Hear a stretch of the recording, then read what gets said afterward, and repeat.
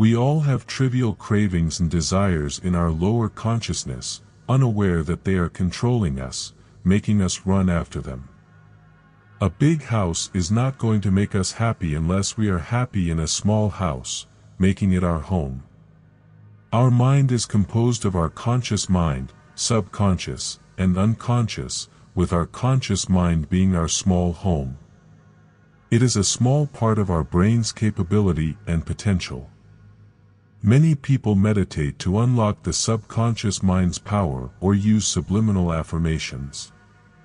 Politicians and advertisers also use sensory information to manipulate us to do something, buy, or respond to what they want us to react.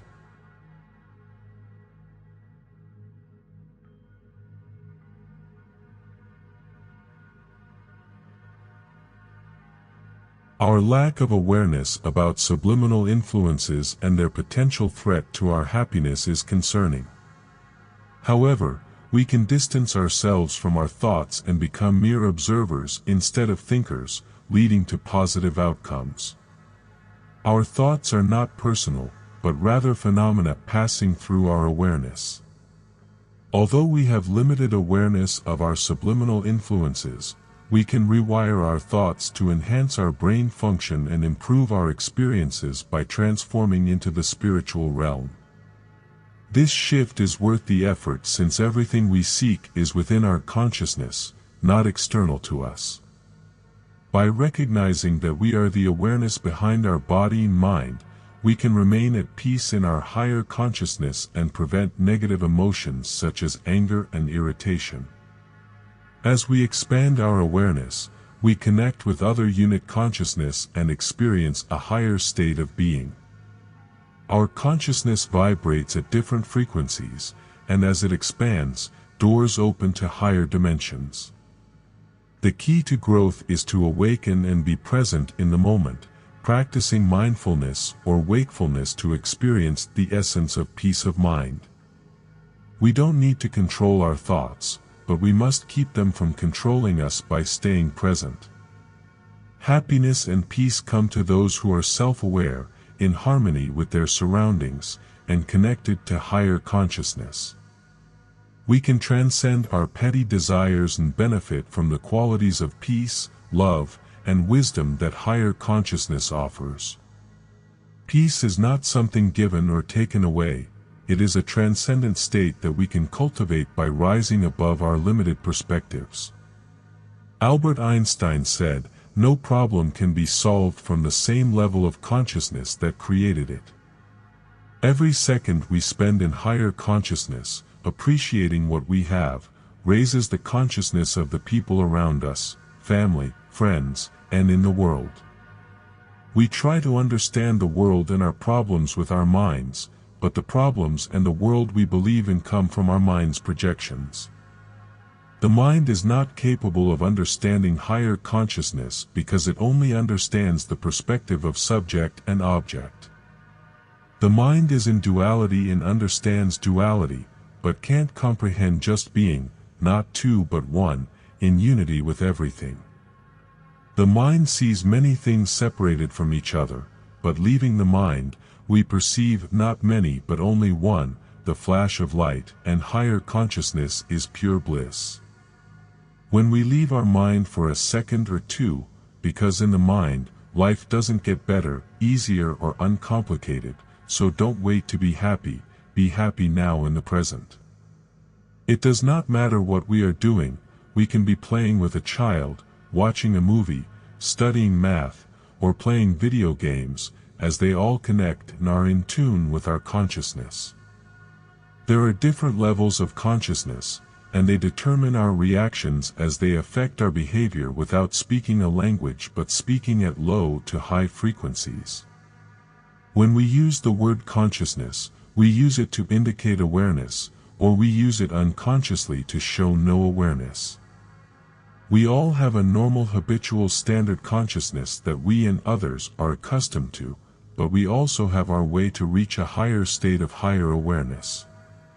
We reach higher states of mind by singing, chanting, sports, music, dancing, meditating, or creative writing because they all alter our consciousness.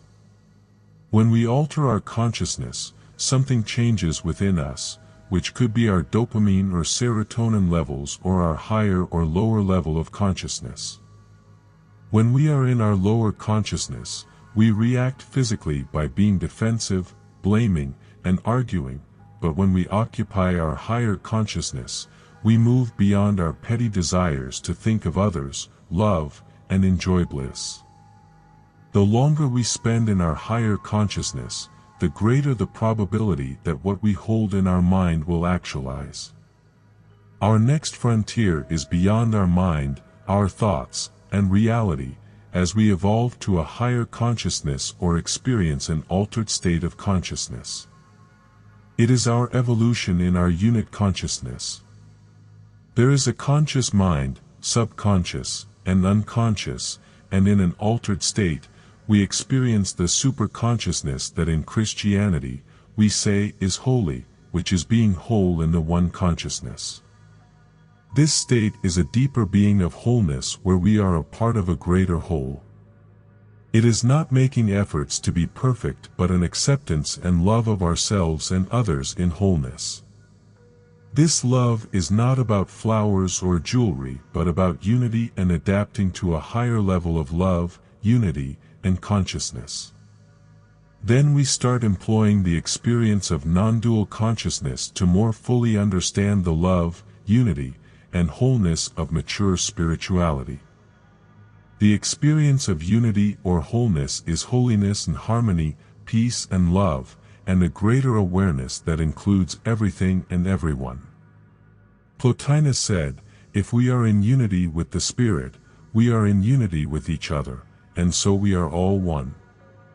The path to higher consciousness starts with love, unity, and wholeness, as Jesus said, "Love your neighbor as yourself."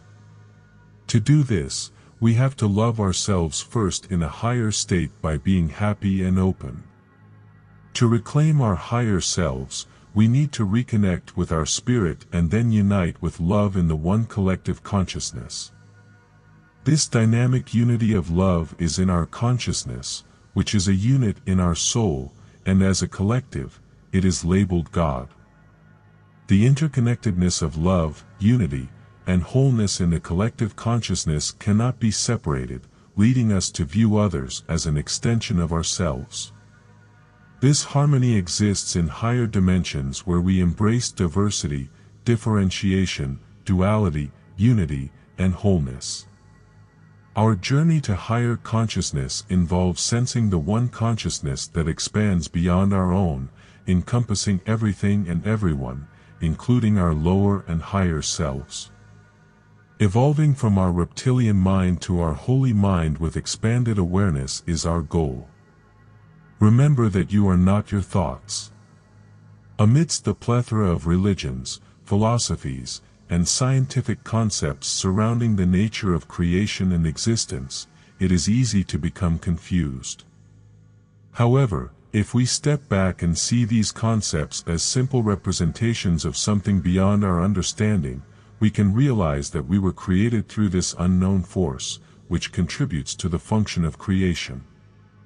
By collectively adopting this perspective, we can let go of superstitions around God and discover our divine nature within the creation.